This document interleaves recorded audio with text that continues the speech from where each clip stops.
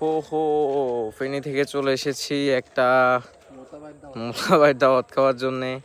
Free দাওয়াত, খিচি এলাইছি 3 plate ভাত, 2 বাড়ি গোস্ত, সাথে কি ছিল, পায়েস ছিল, ডাল, মসুর কি বলে বুটের ডাল ছিল, কলের ডাল ছিল। অনেক মজা লেগেছে, আমার থেকে বেশি খেয়েছে।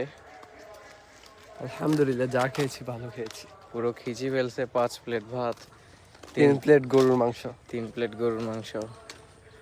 আমি বেশি খেতে পারি নাই। 4 প্লেট গরুর মাংস আর 6 প্লেট ভাত। আচ্ছা, আমার চেহারা দেখি আপনারা বলেন তো আমি কি এরকম খেতে পারি? মানে লোকজন কি বলেন, কিভাবে নিজেকে, মানে একটা মানুষ, একটা সুস্থ মানুষ কি এরকম ভাবে খেতে পারে? তা আমি কি অসুস্থ? আমি এতুম খাম না, 5 প্লেট ভাত 3 প্লেট গরুর মাংস। তোমার বডি হিসেবে তো ঠিক আছে এটা। ওই শালার রে, আমার বডি হিসেবে তো এটা ঠিক নাই, আপনারা নিজেরাই জানেন, এটা বলা লাগবে না। আপনারা আমার regular customer, regular viewer. Customer